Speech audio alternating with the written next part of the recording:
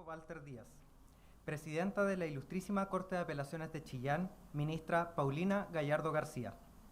Expositores que hoy nos acompañan: Lorena Sandoval Mundaca, Patricio Salgado González, María Esther Cisternas Vázquez. Jueces y juezas de la jurisdicción de Chillán, docentes, estudiantes y público presente. Tengan todos ustedes muy buenas tardes. La Facultad de Ciencias Jurídicas y Sociales de la Universidad de Concepción y la Ilustrísima Corte de Apelaciones de Chillán da a ustedes la más cordial bienvenida al seminario titulado El acceso a la justicia de las personas mayores. Para dar inicio a esta actividad, se dirigirá a ustedes el decano de nuestra facultad, doctor Rodolfo Walter Díaz, quien dará un saludo de bienvenida.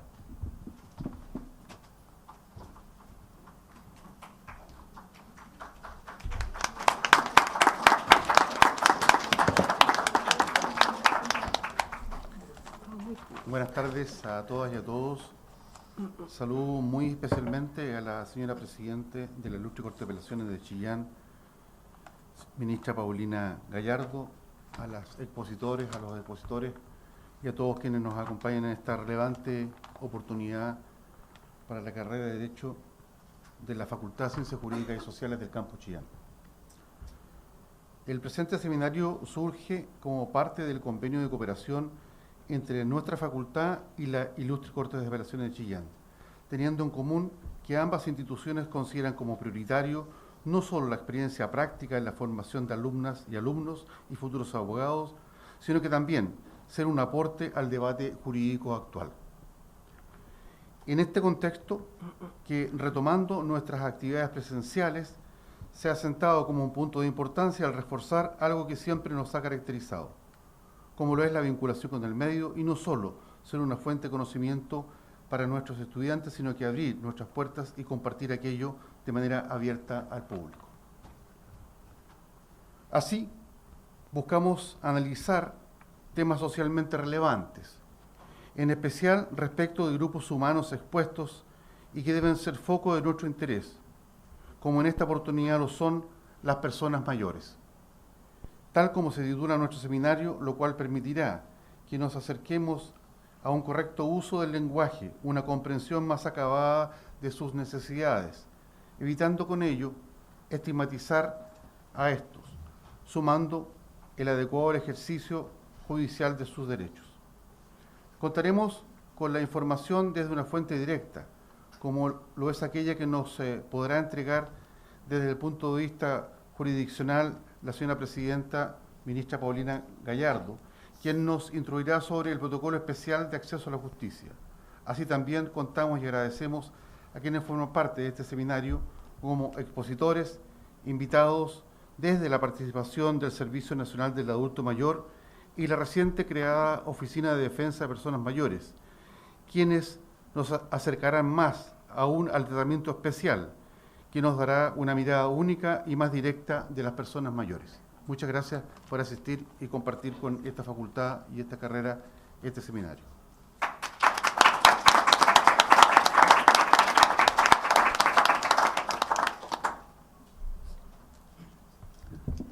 Agradecemos las palabras del señor decano. A continuación, daremos paso a las exposiciones. Respecto a la dinámica de nuestro seminario, las exposiciones serán realizadas continuamente y al término de ellas se dará paso a una ronda de preguntas, las que podrán ser formuladas directamente por los asistentes o a través de la transmisión Facebook Live Derecho UDEC. Así, iniciaremos nuestras ponencias con la ministra Paulina Gallardo García.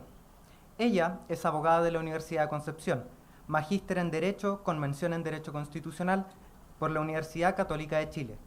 Hace 23 años ejerce en el Poder Judicial, desempeñando diversos cargos. Fue secretaria de Juzgado de Letras, relatora, jueza de garantía, jueza de Tribunal de Juicio Oral en lo Penal y desde enero del 2021 asumió el cargo de ministra de la Ilustrísima Corte de Apelaciones de Chillán.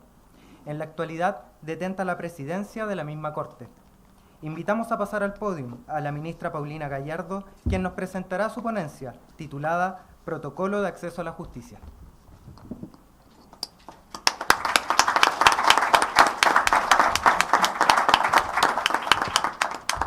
Buenas tardes a todos y a todas. Gracias a los dueños de casa, la Universidad de Concepción, y dar un saludo y agradecimiento a los alumnos que nos acompañan, a los miembros de los tribunales, de las también universidades de la zona, y a los expositores que en una conversación con don Patricio hace unos meses atrás, y luego la convocatoria a las demás expositoras de demás instituciones, pudimos organizar este seminario con la principal idea de motivar a todos los hoy convocados y a quienes nos vayan a escuchar en las redes de transmisión, a instalar el tema de las personas mayores y con un enfoque especial en nuestra región de Ñuble. Y ahí cada uno de nosotros ya ha programado sus exposiciones, y yo comienzo aquí. Voy a ayudarme de la tecnología, que no me es fácil para llegar a mi ponencia.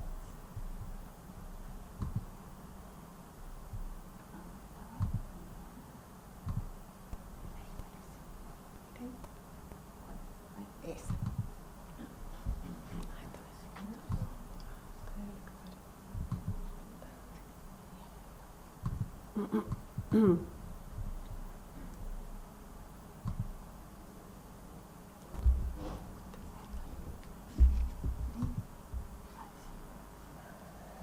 Ahí, muchísimas gracias.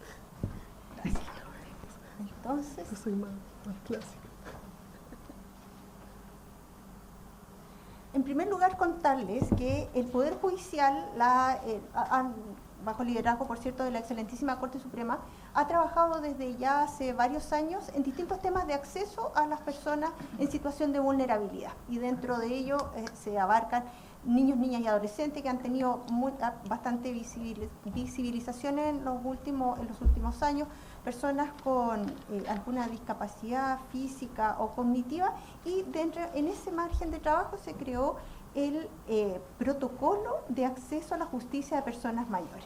La base es el Decreto Supremo de Relaciones del Ministerio de Relaciones Exteriores, ¿cierto?, que promulgó en nuestro país la Convención Interamericana de Protección a los Derechos Humanos de las Personas Mayores, esto en junio del año 2015. Les doy a conocer someramente la motivación o cuál es el objetivo: promover, proteger, asegurar el reconocimiento y pleno goce y ejercicio de las condiciones de igualdad de los derechos humanos y libertades fundamentales de la persona mayor, a fin de contribuir a su plena inclusión, integración y participación en la sociedad. Ya el artículo 31 se refiere específicamente a la tutela judicial y, en términos genéricos, ¿cierto?, se refiere a los derechos de la persona mayor a ser tratada con las debidas garantías dentro de un plazo razonable y en todos los ámbitos que cualquier persona mayor acuda al tribunal, ámbito civil, laboral o de cualquier otro carácter. Luego, para determinar cuáles serían los aspectos relevantes, se convocó a ministros, ministras, jueces, juezas, y así surgió el protocolo de acceso a la justicia. Ya en el año 2020 se trabajó a nivel interno del Poder Judicial para generar y aprobar lo que es el protocolo el 23 de noviembre del año 2020 por el Tribunal Pleno. ¿Cuál es el objetivo de este protocolo interno que hoy me interesa darles a conocer? Es que el protocolo de acceso a la justicia a las personas mayores constituye una herramienta dirigida a los integrantes del Poder Judicial que entrega recomendaciones destinadas a facilitar y mejorar la atención de la población mayor usuaria del servicio judicial, a fin de potenciar su acceso igualitario a la justicia, garantizar el principio de igualdad y no discriminación en razón de la edad y el efectivo ejercicio de sus derechos, permitiéndoles alcanzar la justicia que merecen y que les está garantizada por la Constitución.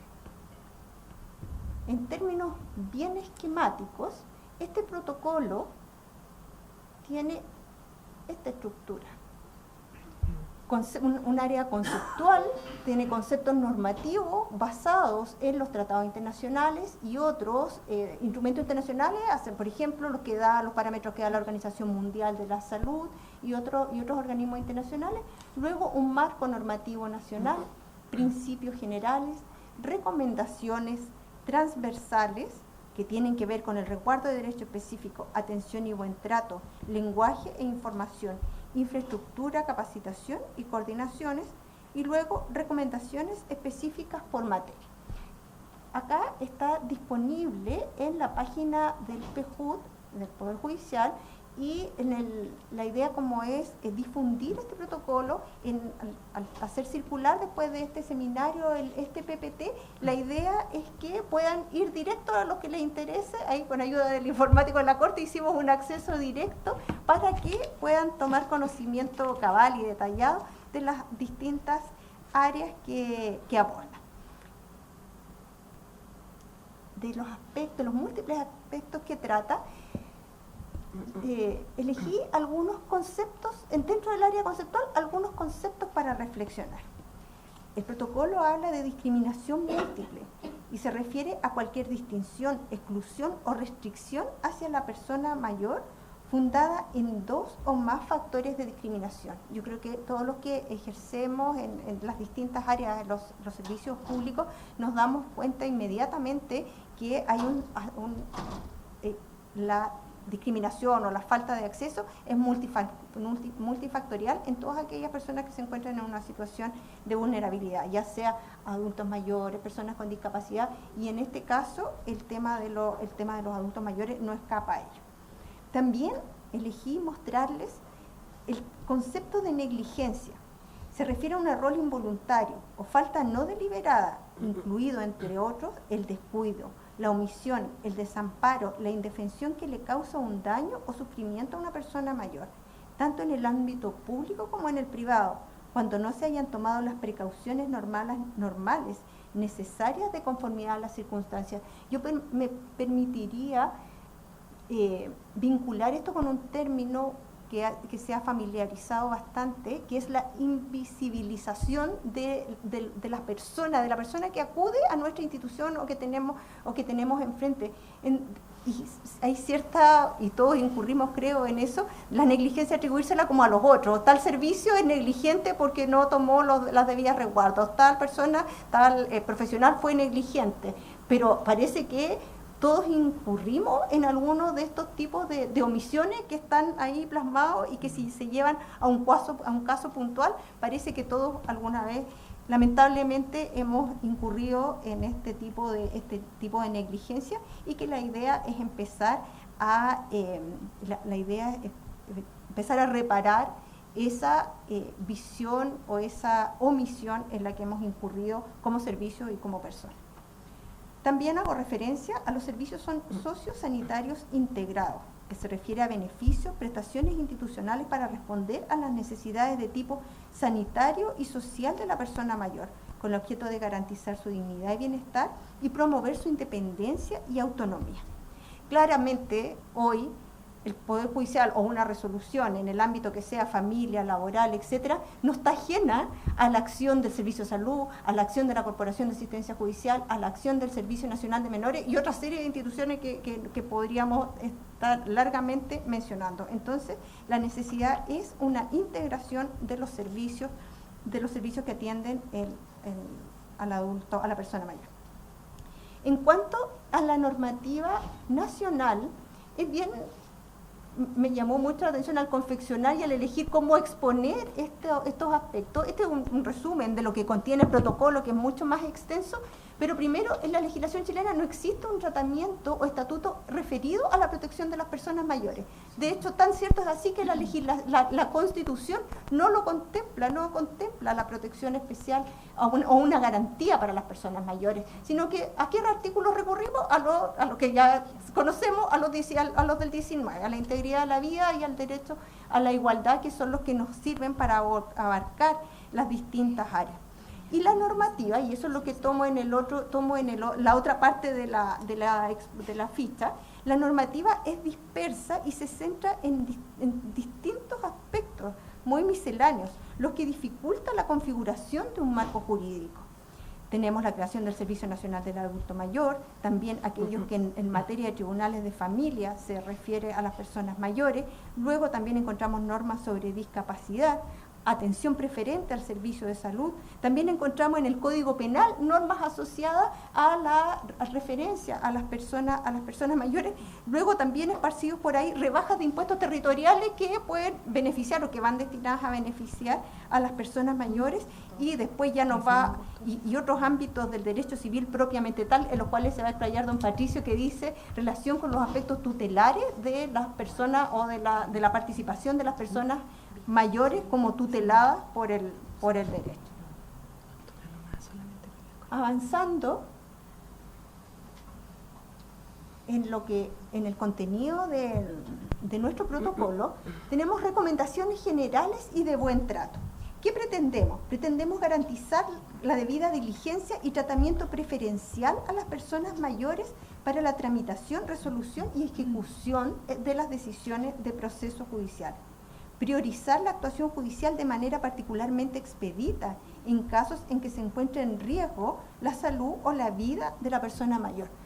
Y ahí les doy a conocer algo que estamos implementando a nivel de Corte de Apelaciones y comunicándonos y haciéndolo llegar a los tribunales de primera instancia.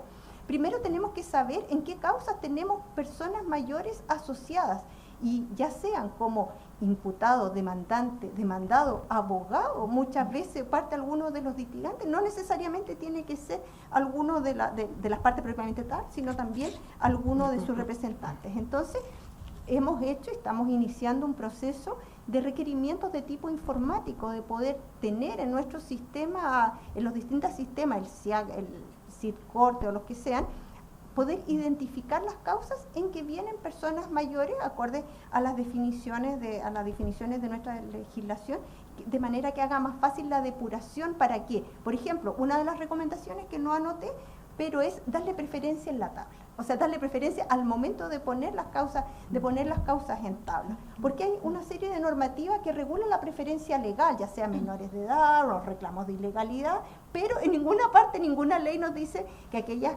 causas en que está en juego o requieren una atención especial deben tener cierta preferencia de tabla. Entonces nosotros como Corte estamos trabajando precisamente en eso a nivel local. Pueden ser muchas otras, digamos, y esa es la idea de este seminario, motivar a los colegas a que nos aporten en eso y nos exijan el cumplimiento de aquello. Otra materia, designar un funcionario habilitado o interlocutor para la atención especializada del adulto mayor que cumpla un rol facilitador de información y comunicación. No es lo mismo que llegue una persona mayor a un mesón y que lo atienda alguien que no tiene pero ninguna sensibilidad, ni conocimiento, ni herramientas de capacitación sobre el tema. Ahí podríamos avanzar. Luego, velar por la adecuada representación judicial especializada en las personas mayores, derivando a los programas de defensa especializada, aquí presente, Corporación de Asistencia Judicial, Servicio Nacional del Adulto Mayor. Creo que este seminario ya es el primer paso para empezar a concretar esos aspectos. Aquí debo mencionar que esta lámina es especialmente importante para mí porque yo participo hace mucho tiempo en la Comisión de Lenguaje Claro del Poder Judicial, en los cuales hemos intentado abarcar distintos aspectos. Lo primero, o una de las cosas fundamentales, es empatizar con el lenguaje, la comunicación y la información a todos los usuarios, y en especial a los adultos mayores.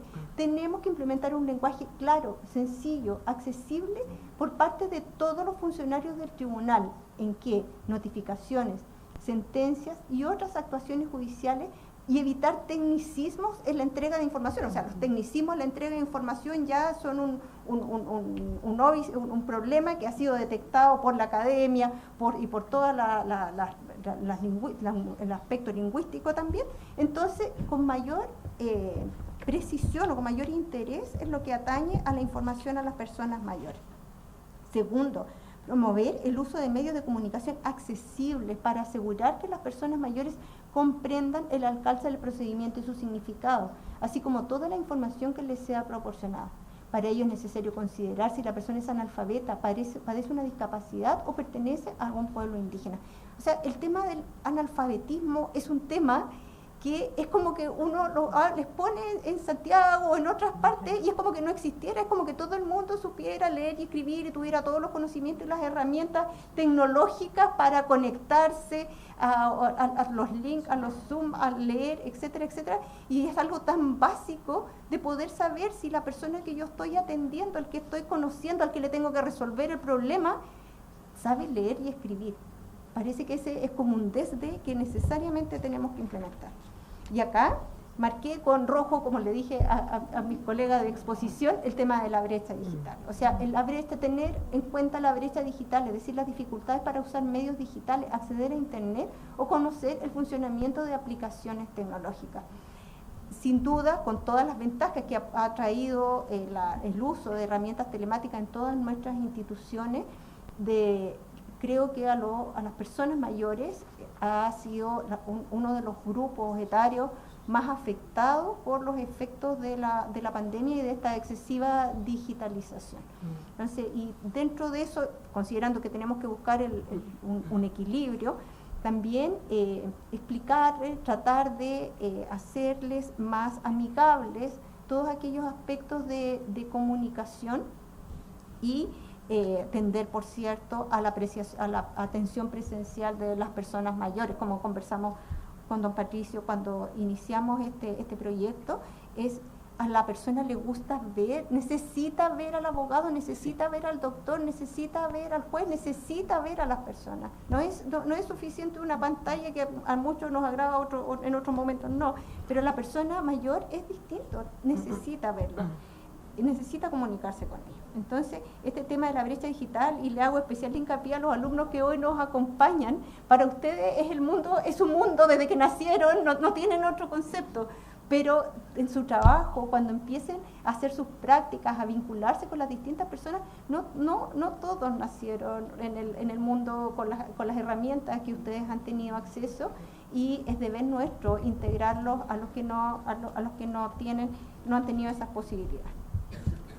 Luego tenemos una coordinación, que es parte de lo que ya habíamos estado conversando, con tratar un listado de redes de asistencia interdisciplinaria para la persona mayor, que sea de conocimiento para los funcionarios y disponible al público. Generar coordinaciones efectivas con instituciones que puedan representar judicialmente los procesos a las personas mayores, pero para que puedan ejercer sus derechos, de tal manera que puedan trasladarse a su domicilio y entrevistarse con ellos. Sí, aquí el tema del traslado, así tanto como la brecha digital, el tema del traslado, de llegar al tribunal, de llegar a una institución, no es menor. Hay temas económicos, temas de locomoción, de desplazamiento físico, entonces también tenemos que ser nosotros los que tenemos que llegar a ellos. Y finalmente, la propuesta para la región de Ñuble. Considerando que la alta presencia de personas mayores en nuestra región es una realidad, y tal como lo consigna el documento de trabajo del Instituto Nacional de Estadísticas, Envejecimiento en Chile, Evolución, Características de las Personas Mayores y Desafíos Demográficos para la Población. Esto tiene fecha septiembre del 2022, y de los autores que se menciona, está recogido expresamente el impacto de las personas mayores precisamente en la región de Ñuble y en las áreas rurales. Por lo tanto, tenemos que trabajar activa y coordinadamente para atender a las personas mayores en las distintas comunas, con especial preocupación en quienes habitan sectores rurales, pues allí se verifican las mayores dificultades de desplazamiento y conexión informática. Y esto lo pongo sobre la mesa. Trabajamos, ya está instalada hace mucho tiempo y con buenos resultados, una mesa técnica interinstitucional que ve niños, niñas y adolescentes. Propongo que unamos fuerzas para crear una mesa técnica interinstitucional regional y que nazca de la región de Ñuble, que nos venga impuesta por el nivel central. Creo que las instituciones relacionadas y otras muchas que nos pueden apoyar, sería un gran desafío regional. Y en lo que atañe al Poder Judicial, el desafío es difundir el protocolo expuesto, sensibilizar y capacitarnos para atender a las personas mayores, propiciando con ello una tutela judicial efectiva. Así que con eso concluyo mi exposición. Muchas gracias. Y espero...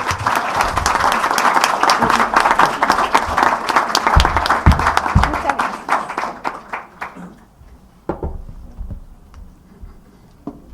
Muy bien, excelente, súper claro. Claro. Súper clarito. Se nota que está en la comisión de ley. Es clarísimo. Agradecemos la intervención de la ministra Paulina Gallardo e invitamos a nuestra segunda expositora, señora Lorena Sandoval Mundaca, abogada, magíster en Derecho Universidad de Concepción, diplomada en Gerontología Social con enfoques de Derechos Humanos de las Personas Mayores de la Pontificia Universidad Católica de Chile, diplomada en Derecho Tributario de la Universidad de Concepción. Ha realizado diversos cursos de actualización en materias de maltrato y normativa relativa a personas mayores, derecho de familia, responsabilidad patrimonial del Estado, prevención del maltrato, discriminación y acoso con perspectiva de género en la actividad deportiva, cursos de perfeccionamiento en materia de género y derechos de las mujeres, impartidos por la Organización Iberoamericana de Seguridad Social, la Comisión Interamericana de Mujeres de la OEA y la Organización de las Naciones Unidas. Actualmente se desempeña como defensora mayor del Servicio Nacional del Adulto Mayor desde el 2019 a la fecha, a cargo del programa Buen Trato, dependiente de la Unidad de Derechos Humanos y Buen Trato de dicho servicio. Invitamos a la señora Lorena Sandoval a dar paso a su exposición, la cual se titula Enfoque en Derechos Humanos y Buen Trato.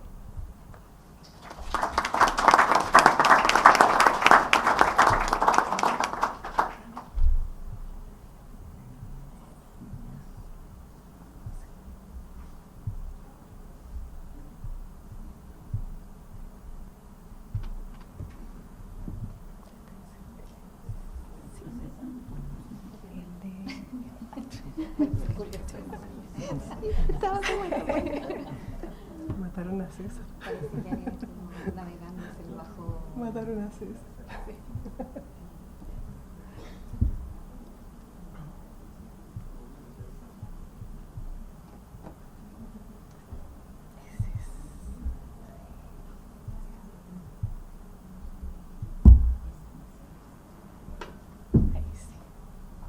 Muchísimas gracias. Voy a subirlo un poco más acá.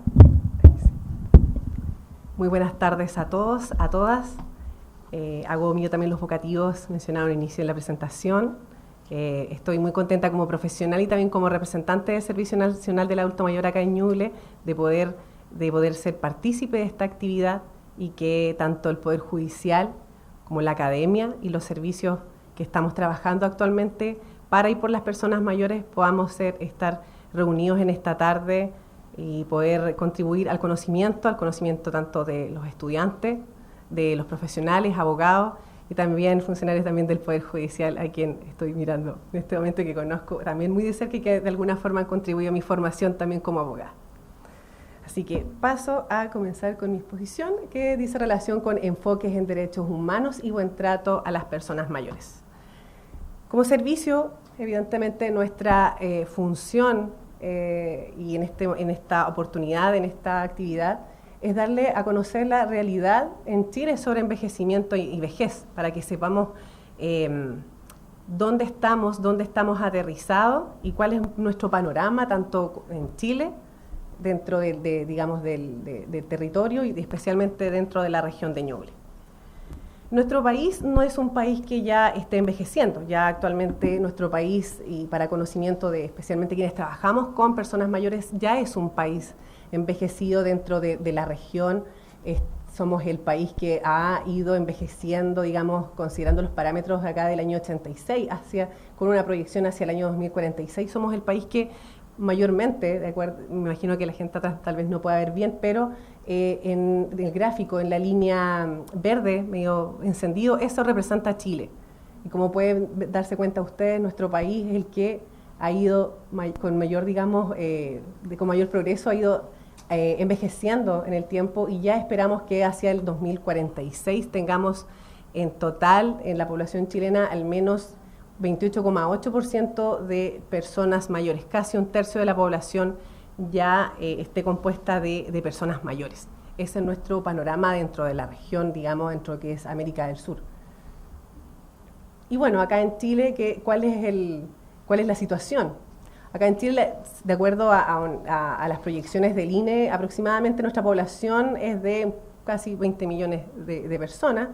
y en nuestro país están habitando actualmente 3.843.788 personas mayores. O sea, estamos hablando que un 19,7% del total de la población chilena se compone de personas mayores. A su vez, dentro de este universo de personas mayores, 2.230.693 personas mayores son mujeres. O sea, estamos hablando del universo de personas mayores, se compone mayormente de mujeres, con un 58% versus un 42% compuesto de hombres mayores. Y eso es lo que nosotros vamos conociendo como este fenómeno de la feminización de la vejez. ¿Ya? Existe claramente un aumento en la expectativa de vida de las personas. Con el pasar de los años, la sobrevida de las mujeres por sobre de los hombres es evidente. O sea, digamos, la población chilena de adultas mayores supera a la de hombres. Y las mujeres mayores corresponden, como les señalaba, hasta el 58%, una cantidad que se va, digamos, replicando región a región. No estamos hablando que tal vez en algunas regiones este panorama sea distinto. En todas las regiones del país se produce este fenómeno, ¿ya? Asociado junto con varias, digamos, de las circunstancias que mencionaba anteriormente la ministra, asociado especialmente, y como lo vamos a ver acá, especialmente acá en la región de Ñuble, con algunos problemas de accesos, como mencionaba anteriormente la ministra. Nosotros acá en la región de Ñuble tenemos 356.583 personas mayores. De eso eso significa que de nuestra población total, del 100% de habitantes de la región de Ñuble, el 23% corresponde a personas mayores. En este momento somos la región más envejecida del país, junto a Magallanes y a la región de Los Ríos, ¿ya? Y también se produce este fenómeno de la feminización de la vejez. Estamos hablando de que el 41% de la población mayor está compuesto de hombres y el 58,2% está compuesto de mujeres. También tenemos, en cuanto a los tramos de edad, tenemos que el tramo de edad que va desde los 60 a los 74 años es dentro del grupo de personas mayores, es el que, digamos, de mayor gente se compone. Ya de 75 años y más, y 80 y más, estamos hablando ya de cuarta edad. Es muy importante que sepan de que nosotros acá en Chile tenemos personas de tercera y cuarta edad. La tercera edad parte de los 60 años hasta los 79 años, y las personas mayores de cuarta edad van de los 80 y más, ¿ya? Pero este rango que va entre los 60 y los 74 es el que, digamos, más cantidad de población tiene. Además de ello, también es importante citar el índice de envejecimiento demográfico. Nosotros tenemos, al menos acá, de lo que señala, digamos, de la encuesta CACEN del año 2020, en lo que dice relación con lo urbano y con lo rural. Y aquí netamente enfocado a personas mayores, evidentemente.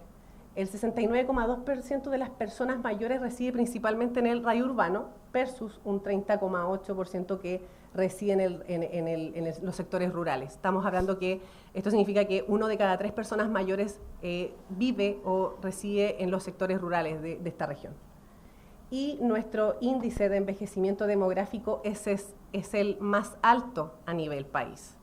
Ya la región de Ñuble tiene el índice de envejecimiento demográfico correspondiente a 133,6. Esto significa que existen por cada hay 133,6 personas mayores por cada 100 menores de 15 años. O sea, tenemos que claramente este índice de envejecimiento es bastante, digamos, es de un crecimiento bastante progresivo.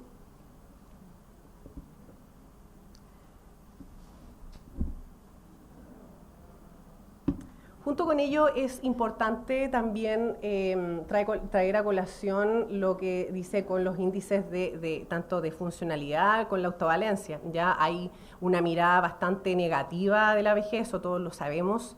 Hay algunas ideas bastante erróneas que vamos a ir a través de esta ponencia aclarando.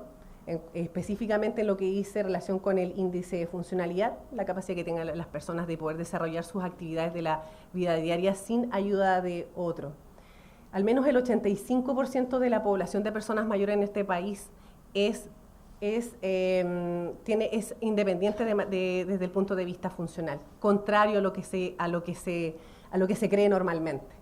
Ya después vamos despejando otros tipos de dependencia. Tenemos la dependencia leve con un 4,4%, la dependencia moderada con un 5,4%, y ya dependencia severa, que es lo que se conoce comúnmente como postrados, corresponde a un 4,31% de la población mayor. ¿Ya? Y el concepto de autonomía creo que, y me parece muy importante también hablar de un poco, digamos, someramente respecto de esto, porque muchos, incluso profesionales en general, personas en general, confunden o asocian mucho la autonomía con la autovalencia, ¿ya? La autonomía, digamos, o la independencia funcional, como les dije anteriormente, tiene relación con la capacidad que yo tengo de poder realizar actividades tanto de la vida diaria como comer, bañarme, vestirme, sin ayuda de otro, ¿ya? Y la autonomía dice relación con la capacidad que nosotros, cada uno de nosotros tenemos para poder tomar decisiones de manera, digamos, de manera responsable o al menos de manera consciente sobre nuestro curso de vida, ¿ya? Autonomía que está reconocida en la Convención Interamericana sobre la Protección de los Derechos Humanos de las Personas Mayores, y que para nosotros como servicio contemplamos a la persona mayor como un sujeto de derechos que evidentemente la autonomía de la persona mayor para nosotros es lo fundamental. O sea, a nosotros nos llegan de repente muchos casos en que la familia consulta, personas mayores que la mayoría tienen muchos hijos, una red de hijos bastante amplia, en que, digamos, existen algunas discrepancias en algunos asuntos de vida que se relacionan con el curso de vida de la persona mayor. Y ahí nosotros siempre les estamos informando, les señalamos que la persona mayor es un sujeto de derecho y por tanto también tiene la misma autonomía que tenía a los 30, a los 20, a los 50 años. Y por tanto, la voluntad que nosotros vamos a considerar para realizar algún tipo de intervención o para informar, incluso cuando tenemos que informar de algunas situaciones que nos lleguen y nos piden informe, especialmente de tribunales, nosotros vamos a considerar especialmente la voluntad de la persona mayor. Tal vez obviamente vamos a escuchar, y también para nosotros va a ser importante lo que opine la familia, pero para nosotros y para, digamos, quienes trabajamos con personas mayores, lo fundamental es la voluntad que manifieste la persona mayor. Y llevado a esta imagen social negativa que yo les hablaba anteriormente, de acuerdo a estudios que ya datan del 2015, pero la diferencia, digamos, al día de hoy, claramente el panorama no ha sido muy distinto, y eso uno también lo pudo ver a propósito de la pandemia, muchos reportajes en la televisión, en que incluso a veces, en algunos casos, existió una sobreexposición de la imagen de personas mayores. Si bien es cierto, se visibilizó a propósito de la pandemia muchos casos de vulneración de derechos de personas mayores. Claramente eso contribuye también de mala forma a crear una imagen social negativa de las personas mayores. Esta encuesta que el Servicio Nacional del Adulto desarrolló en el 2015, diría que la mayoría de los adultos mayores puede valerse por sí mismo, o la mayoría no puede valerse por sí misma. Y contrario a los índices que les señalé anteriormente, de que las personas mayores, al menos el 85% es autovalente, al menos casi el 73% de la población contestó que pensaban que las personas mayores en general, todas, no podían valerse por sí mismas, versus un agotado 27% que sí piensa y cree que las personas mayores sí pueden valerse por sí mismas. Algo claramente es uno de estos mitos que yo les hablaba en un principio, que obviamente contribuyen a crear una imagen social negativa de las personas mayores. Y claramente cómo influye esta imagen negativa respecto de la persona mayor, también va a influir en el trato que las personas en general, que las personas vayan otorgándole a las personas mayores, ¿ya? Y como mencionaba muy bien anteriormente la ministra, claramente eso contribuye a invisibilizar a la persona mayor y a rendir esta especie de culto de exalzamiento de la juventud por sobre la vejez, ¿ya? Claramente eso construye una imagen social y una imagen estereotipada y no solamente lleva a que la sociedad en general invisibilice a la persona mayor, sino que también lleva a que muchas personas mayores se autoinvisibilicen. Ahora bien, en cuanto al buen trato de las personas mayores, para nosotros como servicio y para, como les señalaba, como para quienes trabajamos con personas mayores, la promoción del buen trato hacia las personas es lo fundamental. El buen trato digamos, consiste en acciones de día a día, de cómo yo me voy relacionando, que trasciende más allá del grupo etario de personas mayores, sino en general cómo yo me voy relacionando con la persona que tengo al lado, con mi compañero, con mi compañera de trabajo, con mi familia, con mis amigos, con mis vecinos. Nosotros lo podemos, digamos, definir como una relación de dar y recibir, pero una relación satisfactoria, y un poco siempre el llamado es que, y especialmente también el llamado a los estudiantes, que me parece excelente que ustedes, los que están en este momento presentes en esta actividad, hayan manifestado interés, en primer lugar, de poder asistir a esta actividad y poder conocer sobre este rango etario y considerar de que al momento que, sobre todo muchos de ustedes, tal vez algunos ya han hecho su práctica profesional o están a puertas de hacerla, en algún momento la van a realizar, considerar estas nociones de buen trato y especialmente ustedes en más de algún usuario de la corporación que les va a tocar atender va a ser una persona mayor. Y una de las claves tal vez del buen trato es entregar una atención que a mí me gustaría recibir si yo estuviese sentada del otro lado. Y si se trata de personas mayores, entregar una atención equivalente al cómo le gustaría a ustedes que atendieran a sus padres o a sus abuelos, o a la gente más cercana que ya son personas mayores. Y precisamente dentro de la atención, estos son los valores que nosotros debemos tener presente al momento del abordaje de atención de personas mayores, comprender cómo cada persona, como en su individualidad, que cada persona envejece de forma única, no incurrir en prejuicios, cada persona mayor trae consigo una historia de vida, con independencia, facilitar el máximo la autonomía y la libertad de cada persona para que pueda tomar sus propias decisiones. Como les decía anteriormente, para nosotros la autonomía es lo fundamental. La integración, que el envejecimiento no debe segregar a la persona de su ambiente material y social cotidiano, respecto al tema de ingresos, respecto del acceso a ingresos que tenga la persona mayor, la interdisciplinariedad. Esto implica además ir erradicando esta mirada o este enfoque tal vez muy biomédico que se ha tenido por años respecto de las personas mayores, sino como ir trabajando la temática de personas mayores desde un enfoque interdisciplinario y claramente con innovación. Y dentro del buen trato precisamente encontramos todas estas, algunos ejemplos que implican, digamos, poder relacionarnos de manera cordial con una persona mayor, desde que parte desde el saludo, desde siempre evitar llamar a la persona mayor como abuelito o abuelita si no es abuelo o abuela de ustedes. Nosotros, los abuelos son abuelos de sus nietos, de su familia cercana, no, digamos, de quienes, digamos, somos terceros. Llamarlos por su nombre, ¿ya?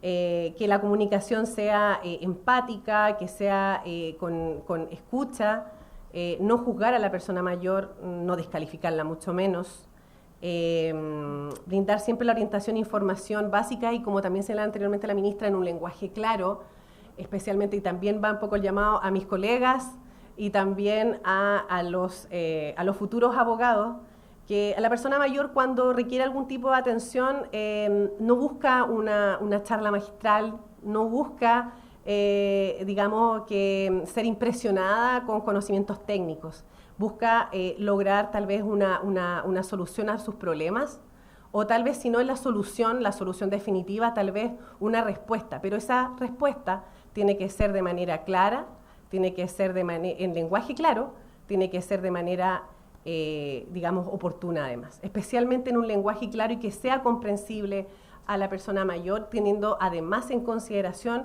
especialmente nuestra territorialidad, por ejemplo, acá en la región de Ñuble, que tenemos una alta ruralidad, también por sobre, digamos,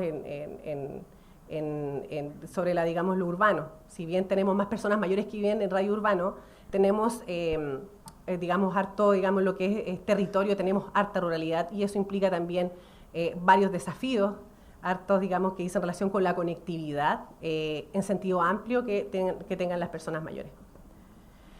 Esto que ustedes pueden ver en su pantalla, bueno, es que están más atrás, tal vez no lo pueden ver, pero también se puede descargar desde nuestra página www.senama.cl, un decálogo del buen trato de las personas mayores para servicios públicos y privados, y que en resumen, están, digamos, como una especie de 10 mandamientos. Se resume un poco lo que yo les mencionaba anteriormente, que son orientaciones, tips de cómo, digamos, que pueden seguir, especialmente quienes tenemos que atender a personas mayores, podemos ir dirigiéndonos y tratarlas, digamos, como corresponde.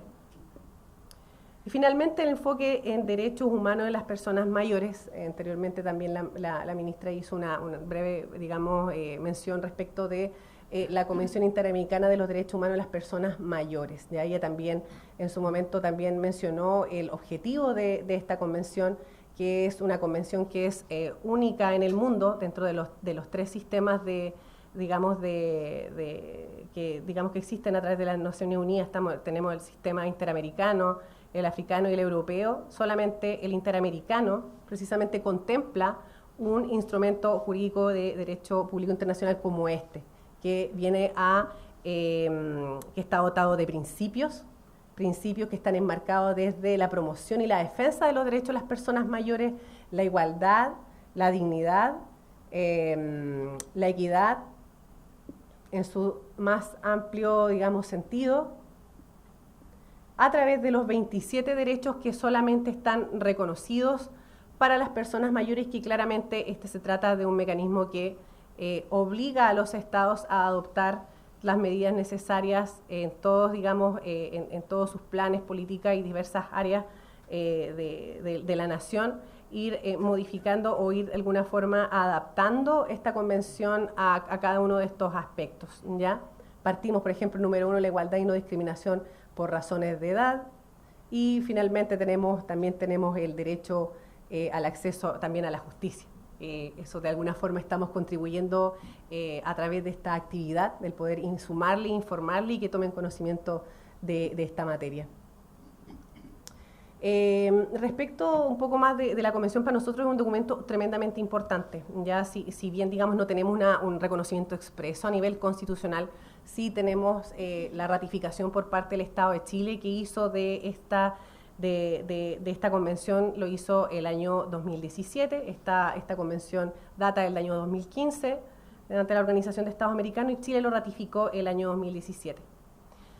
Dentro de lo que contempla, además de los 27 derechos y el objetivo principal, tenemos también la toma de conciencia, que en definitiva dice relación con qué acuerdan los estados. Acá, en primer lugar, adoptar las medidas de divulgación y capacitación progresiva a través de sus diversos estamentos, fomentar la actitud positiva hacia la vejez y un trato digno, respetuoso, considerado hacia la persona mayor, desarrollar programas de sensibilización a la población sobre el proceso de envejecimiento y sobre las personas mayores, promover la inclusión de contenidos que propicien la comprensión y aceptación de la etapa del envejecimiento, y también promover el reconocimiento de la contribución que la persona mayor ha brindado y aún sigue brindando a la sociedad. Y en cuanto a los mecanismos de seguimiento, ustedes pensarán, chuta, a ver, nosotros ratificamos esto y ahí quedó. Bueno, no es tan así, digamos. Nosotros, obviamente, como Estado de Chile, al ratificar este instrumento, nos estamos obligando hacia el exterior, hacia el interior, dentro y hacia afuera también.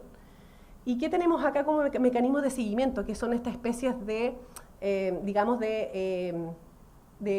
seguimiento, de pedida de cuentas de cómo vamos con los cumplimientos. Tenemos la Conferencia de Estados Partes, que es el órgano que está compuesto precisamente de los Estados Partes de la Convención, y que se encarga de alguna forma de hacer el seguimiento del cumplimiento de los países que han adherido o ratificado este instrumento.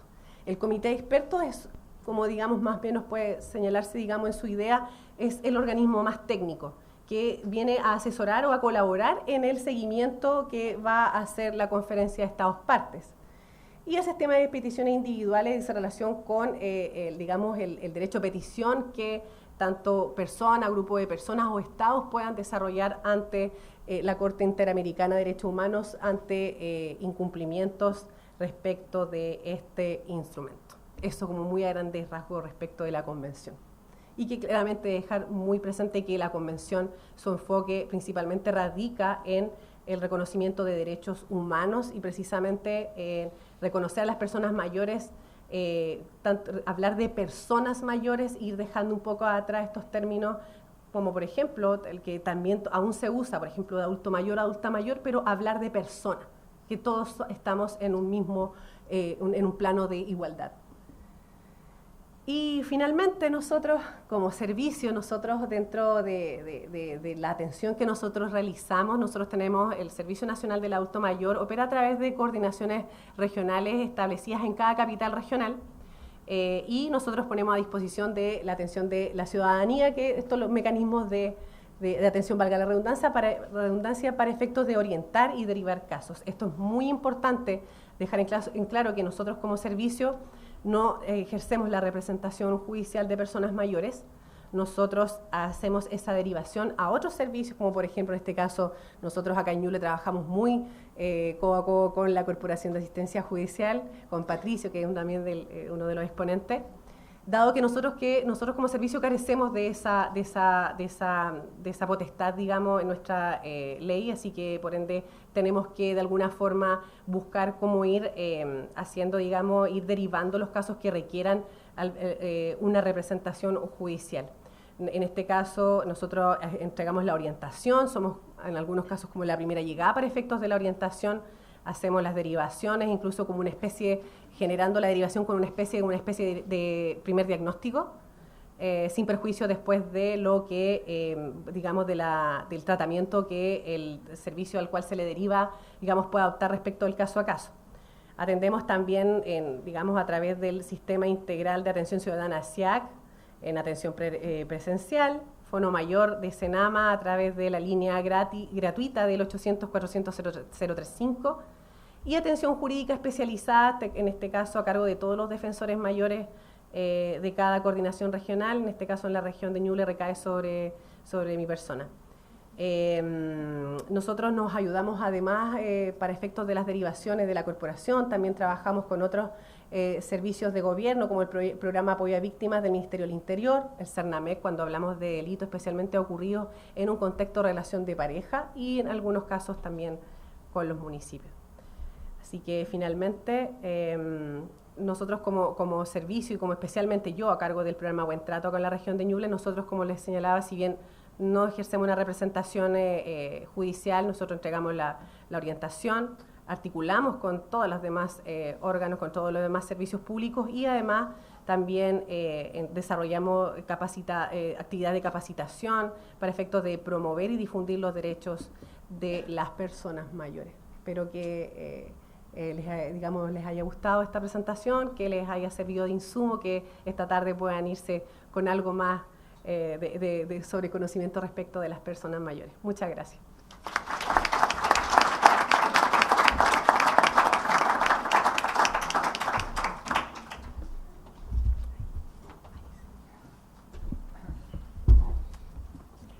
Agradecemos la intervención de la señora Lorena Sandoval. Continuando con nuestro seminario, expondrá don Patricio Salgado González, abogado de la Universidad de Concepción, magíster en Derecho de la empresa con especialización en contratación privada de la Universidad de Barcelona y diplomado en Gerontología Social de la Pontificia Universidad Católica de Chile. Desde septiembre del año 2020, junto a la trabajadora social Cándice Muñoz, tienen a su cargo la Unidad de Defensa Jurídica de Personas Mayores de la Corporación de Asistencia Judicial en la región de Ñuble. Invitamos al señor Patricio Salgado a dar inicio a su ponencia, la cual se titula La acción innominada de cuidado.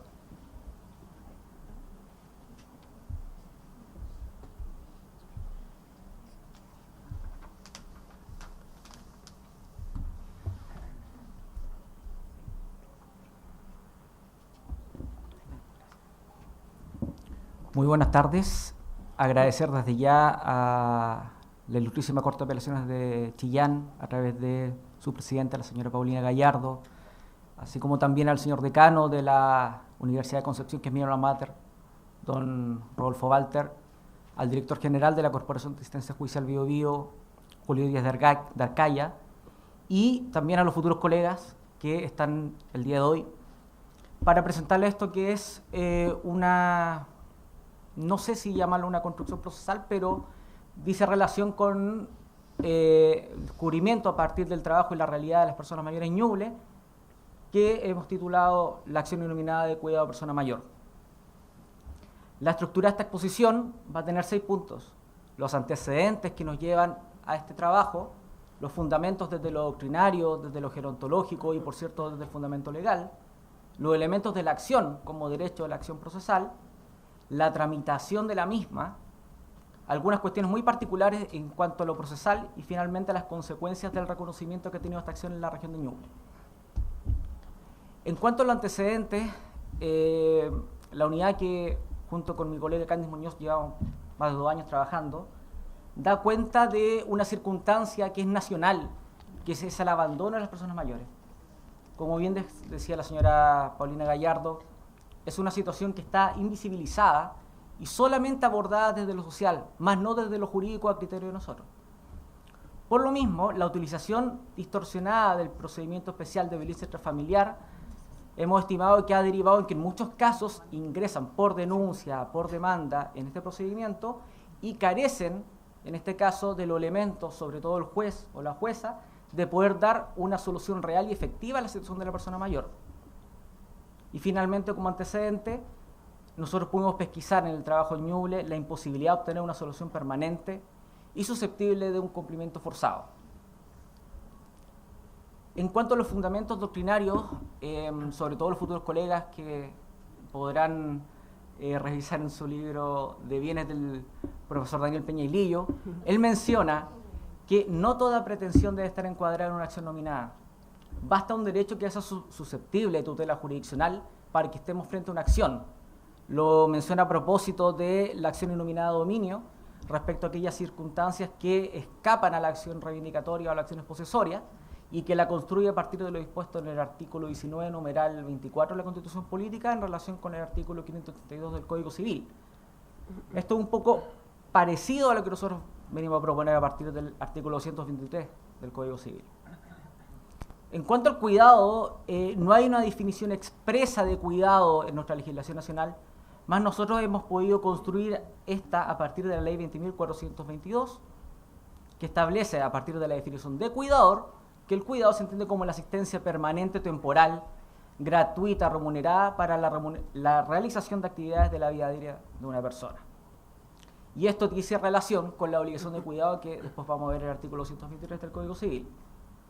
Y finalmente, como un principio gerontológico, hemos de señalar que entendemos el principio de solidaridad intergeneracional, en el sentido de que las generaciones se van apoyando en distintos cursos de la vida.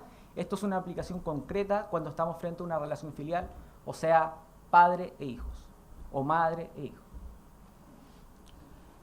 El inciso primero de este artículo, y que está en el Código Civil desde antaño, solo ha cambiado el número, antes estaba en el 220, 221, el actual 223 del Código Civil, menciona que aunque la emancipación confiere al hijo el derecho a obrar independientemente, queda siempre obligado a cuidar de los padres en su ancianidad, en el estado de demencia y en todas las circunstancias de la vida en que necesitaren sus auxilios.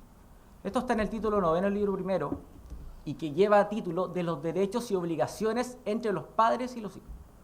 Otra cosa es que lo que podemos pesquisar de que haya tenido una conceptualización distinta, y ahí, cuando veamos en la parte final las consecuencias, el cambio de paradigma que significa esto. En cuanto a los elementos de la acción procesal, nosotros estimamos que como causa de pedir está la voluntad del legislador de otorgarle protección jurídica a las personas mayores. Y pensamos que viene de antaño, a partir del Código Primitivo de 1855, y por cierto, a partir de la incorporación en el derecho interno de la Convención Interamericana que tanto la señora ministra como Lorena han expuesto anteriormente. En cuanto a la legitimación, la relación jurídica procesal se da entre un padre, una madre o ambos respecto de sus hijos emancipados. Y esto es muy importante porque habla de emancipación y no distingue si esta es legal o judicial, habla de emancipación directamente. Y en cuanto a la accionabilidad, estamos hablando del derecho a la tutela jurisdiccional amparada en el principio de inexcusabilidad que establece el artículo 76 de la Constitución Política, así como también el artículo 10 del Código Orgánico de Tribunales.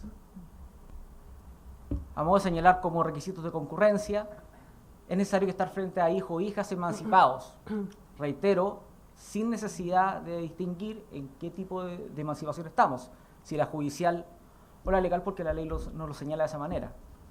Y las circunstancias de necesidad de ese padre o esa madre, de una obligación de cuidado, que es la ancianidad, que es un concepto que, por cierto, que no dice relación con nuestra realidad actual, pero que viene desde antaño, desde el siglo XIX, y que en ese momento se entendía lo que uno puede hablar como persona mayor hoy, como anciano.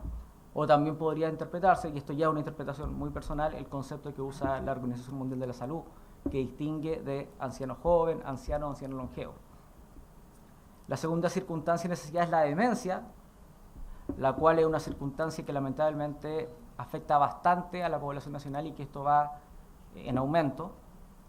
Y finalmente todas las circunstancias de la vida en que los padres o las madres requieran auxilio de sus hijos, lo cual podría ser sujeto de la carga probatoria de quien la ejerza, pero que efectivamente trasciende más allá estas dos circunstancias de necesidad. En cuanto a la tramitación de la misma, estimamos que debe ser tramitada a partir en el procedimiento ordinario ante los tribunales de familia, y como no está señalada en el artículo 206 de la Ley de Tribunales de Familia, no requiere mediación previa. En segundo lugar, y lo más complicado, siendo regla de competencia material, que son normas de orden público, el numeral tercero del artículo 8 de la misma Ley de Tribunales de Familia establece que las causas relativas a la emancipación, sin distinguir, reitero, son aquellas que deben ser conocidas por los tribunales de familia. Así también esto, que es muy relevante a la realidad de las personas mayores en Chile, estimamos que es una acción plenamente compatible de ser interpuesta conjuntamente con la acción de alimentos, una acción que ya es nominada, que es conocida por todos, y esto a partir de la aplicación supletoria que la misma Ley de Familia en su artículo 27 permite aplicar, reitero, supletoriamente el artículo 17 del Código de Procedimiento Civil. En cuanto a las cuestiones particulares de lo procesal, que seguramente puede generar algún resquemor en aquellos juristas más clásicos, en cuanto al control de admisibilidad que establece la Ley de Tribunales de Familia, específicamente el artículo 54 establece una limitante a las demandas y establece que aquellas que sean manifiestamente improcedentes deben ser rechazadas de plano por el tribunal. Este control ad limine es delimitado por la Corte Suprema, ahí está el fallo que cito, que indica que la manifiesta improcedencia debe ser absoluta, explícita y directa. Cuestión que en el caso de la acción innominada no se da. En cuanto a las defensas de esta acción innominada, están establecidas en el artículo 238 del Código, así como el artículo 239, que es el abandono o separación de los hijos por inhabilidad moral. Por cierto que se hará carga probatoria a los demandados, pero estamos hablando ya no de si la acción es admisible o no, sino que si efectivamente corresponde que el tribunal declare o no la obligación de cuidado respecto de ese padre o esa madre. En cuanto al cumplimiento forzado, y que es lo más complicado, estimamos que existe una obligación de hacer. Ahí la tarea va a ser del abogado litigante de establecer muy bien en la parte petitoria y su demanda lo que va a reclamar para efectos de que si eventualmente procede un procedimiento ejecutivo por obligación de ser, esa obligación sea determinada o sea determinable para efecto del cumplimiento forzado. Agrego también, porque el inciso final del artículo 223 establece la acción innominada en contra de los descendientes en caso de inexistencia o insuficiencia de los inmediatos descendientes. Esto dice relación y tiene una redacción muy similar a aquella norma que establece la responsabilidad subsidiaria en materia de alimentos cuando se trata de los abuelos, y que establece dos circunstancias: inexistencia o insuficiencia. En la historia de la ley, la última modificación que tiene esta norma, que a partir de la ley de filiación, se discutió a propósito de establecer si eran los inmediatos descendientes o seguía por la línea recta, y se hizo esa diferencia de que fuera pasando por distintos tramos. O sea, a falta de hijos o insuficiencia de los hijos, tendría que pasar directamente a los nietos. El trabajo de más de 2 años en esta unidad que me toca representar el día de hoy significó para nosotros que esta acción innominada fuera declarada manifiestamente improcedente, cuestión que llevó a que tuviéramos que apelar, y a partir de la sentencia que revocó lo que se dispuso por el juez de primera instancia, con fecha 10 de marzo del año 2022, la Ilustrísima Corte de Apelaciones de Chillán reconoce la existencia de esta acción innominada de cuidado de persona mayor a partir del principio de inexcusabilidad judicial, cuestión que para nosotros ha significado que en distintos tribunales de la jurisdicción sean ventiladas distintas acciones de distintas personas mayores que están en situación de abandono y que por cierto han derivado en que el trabajo que hemos realizado tenga una resonancia a nivel regional y por cierto esperamos en algún momento a nivel nacional. Como consecuencia de este reconocimiento, podemos señalar 4. Primero, que es una respuesta concreta y permanente a la necesidad de cuidar a las personas mayores cuando tenemos hijos o hijas respecto de quienes podemos exigirlo. En segundo lugar, y no menos importante, consideramos que dentro de todas las brechas que tienen actualmente las personas mayores, proponemos esta acción innominada como una superación de la brecha normativa frente o en relación a otros grupos vulnerables de la población. Pueden considerar la situación de los niños, niñas y adolescentes, que sí gozan de acciones nominadas, que sí gozan de una convención internacional sobre los derechos del niño, que las personas mayores solamente tenemos una convención a nivel interamericano. Y en ese sentido no buscamos que las personas mayores compitan con los niños, niñas y adolescentes porque siguen siendo seres humanos todos. Aquí lo importante es equilibrar las circunstancias de un enfoque de derecho de las personas mayores con los niños, niñas y adolescentes y otros grupos vulnerables de la población. No más que eso. Implica también un cambio de paradigma. La aplicación del principio de solidaridad entre generaciones implica reconocer que la primera obligación recae sobre los hijos respecto al cuidado de los padres. Y esto es un cambio de paradigma. Nosotros no le estamos cambiando una coma al Código de Bello.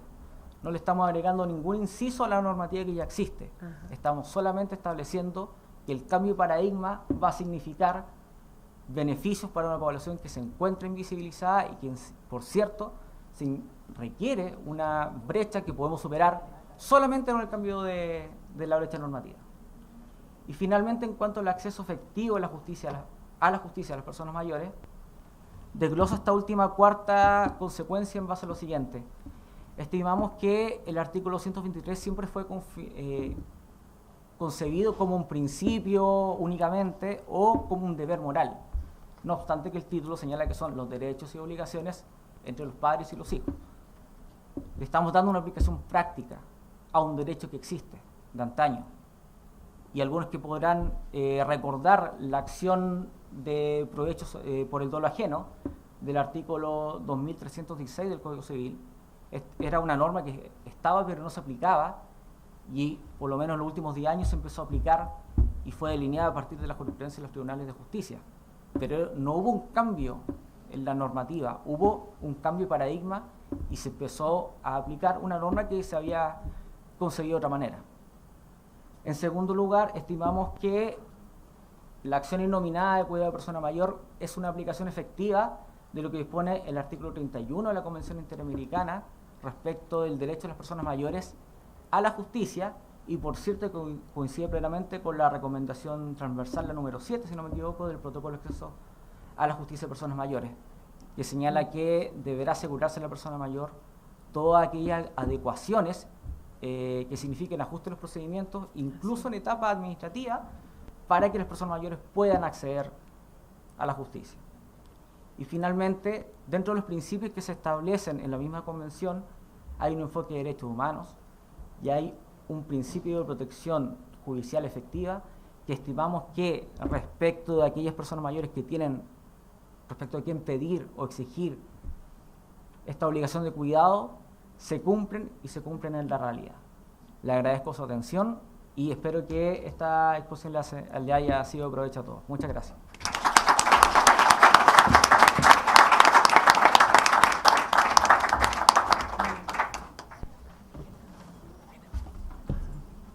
Agradecemos la intervención del señor Patricio Salgado González e invitamos a nuestra última expositora, la profesora del Departamento de Derecho Público, María Esther Cisternas Vázquez, abogada de la Universidad de Concepción, diplomada en Derecho en Protección a la Salud y Gestión Sanitaria de la Pontificia Universidad Católica de Chile. Actualmente se desempeña como asesora jurídica del Hospital Herminda Martín de nuestra ciudad. Invitamos a la profesora María Esther Cisternas a presentar su ponencia El Derecho a la Salud.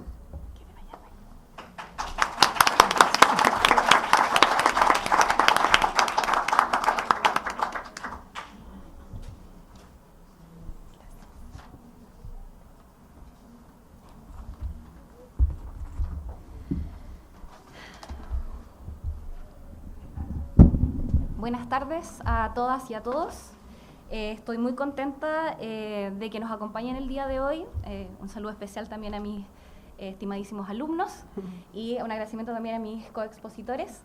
Y estoy muy contenta porque precisamente este tema es algo que a mí me ha motivado bastante incluso para poder realizar este año un electivo sobre protección de las personas mayores.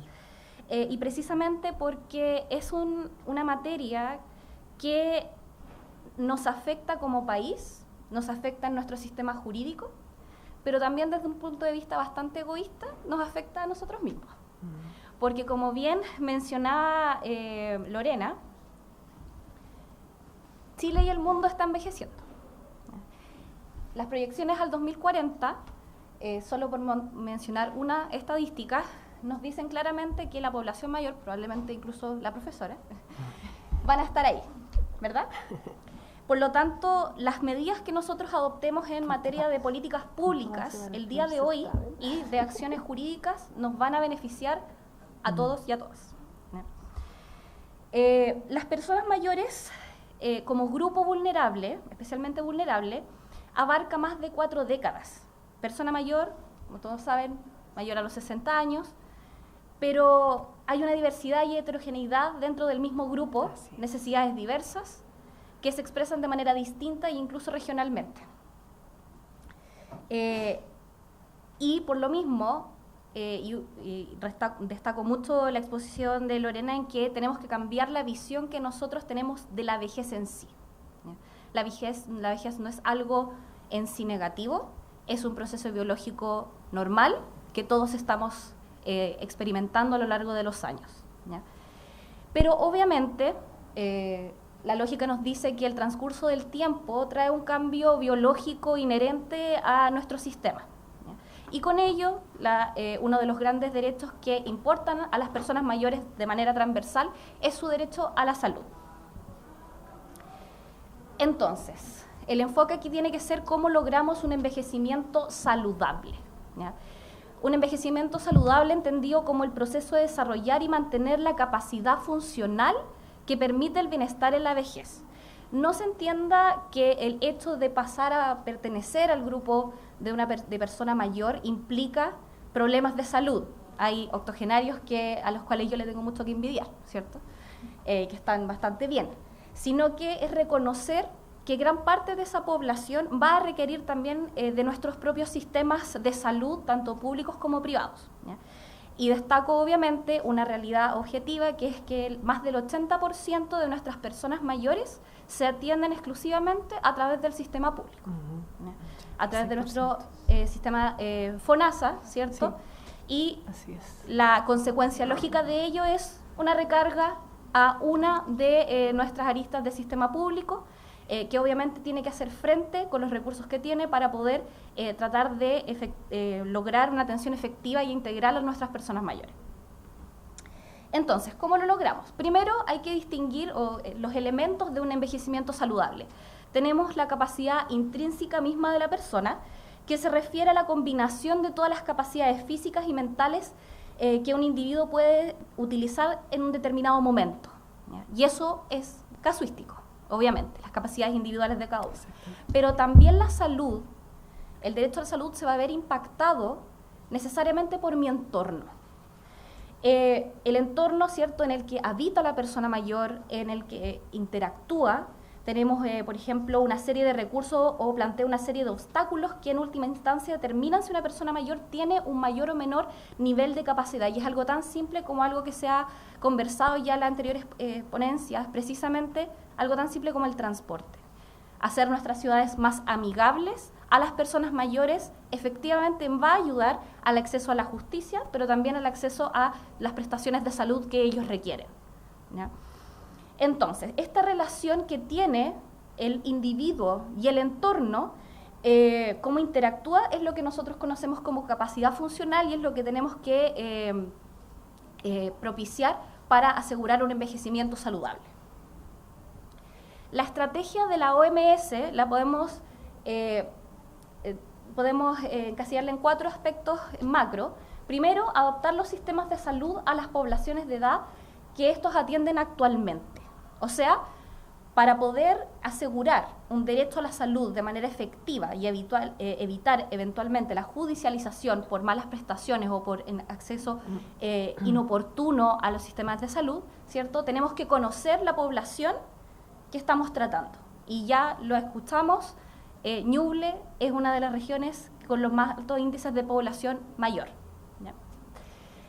También crear un sistema de cuidado a largo plazo, ¿ya? Tenemos implementado un sistema nosotros actualmente, pero siempre es bueno pensar en cómo mejorar, especialmente enfocado en los cuidados a aquellas personas mayores que requieren servicios sociosanitarios, ¿ya? Tenemos, por ejemplo, la hospitalización domiciliaria, tenemos algunas patologías que se pueden tratar en concordancia con los centros de establecimientos de larga estadía, pero también necesitamos algo más potente y fortalecerlo de parte del Estado, que como ya les mencionaba, va a ser el principal prestador de servicios a las personas mayores, porque ellos se entienden mayormente en FONASA. Crear entornos más amigables con las personas mayores, esto ya lo habíamos mencionado, las ciudades, ¿cierto? Las mismas casas que las personas mayores habitan, hacerlas accesibles a ellos, ¿ya? Cooperar para que puedan hacer las remodelaciones correspondientes en que les hagan la vida más fácil, porque uno de los conceptos que también se tocó, que es precisamente la autonomía, hay una mala concepción de que la persona mayor, por ser mayor, cesa de inmediato de ser autovalente, no puede realizar las cosas por sí solo, y en realidad podemos tomar pequeños ajustes que son razonables para que puedan continuar ejerciendo su vida tal cual como lo hacían a los 59, ¿cierto? Y también mejorar la medición, el monitoreo y la comprensión sobre el envejecimiento de las personas mayores, y eso, por eso yo destaco mucho la actividad del día de hoy, parte con la toma de conciencia. La toma de conciencia de que el envejecimiento no es algo en sí negativo, sino algo que nos preocupa y lo cual tenemos que abordar desde el punto de las políticas públicas. ¿Cuáles son los lineamientos internacionales específicos relacionados con la salud de las personas mayores, basándome en la convención a la que ya hemos hecho referencia? Primero, que se asegure el derecho a la salud física, pero también a la salud mental. De hecho, eso es una de las grandes estadísticas que nuestras personas mayores, luego de la pandemia por COVID, y por las grandes cuarentenas a las que ellos, particularmente las personas mayores, estuvieron sujetas, han sufrido trastornos en su salud mental, ¿ya? Pero también tenemos estadísticas que las personas mayores son más reacias a buscar tratamiento por este tipo de patologías. Por lo tanto, es una de las aristas que necesariamente deben tomarse en consideración al abordar mejoras en nuestro sistema. Sin ningún tipo de discriminación, aquí es claramente el énfasis es evitar el edaísmo, la concepción negativa o algún tipo de diferenciación, restricción, exclusión por motivo de la edad. También nos llama la Convención a asegurar una atención integral de la salud, no solamente el tratar enfermedades, que eso ya es un cambio de paradigma en cómo nosotros consideramos el derecho a la salud, sino que en todas sus esferas, la promoción de la salud, la prevención, la atención de enfermedades en todas las etapas. O sea, si nosotros estamos reconociendo que las personas mayores vamos a tener una gran población de ellas, entonces la actividad de prevención de salud toma una gran relevancia, ¿ya? Para evitar que solamente sean cuidados en la medida de lo posible hacia el final de la enfermedad. Y también, por supuesto, incluye la salud sexual y reproductiva de las personas mayores, ¿ya? El conocimiento, dejar de que esto también sea algo tabú en nuestra población mayor.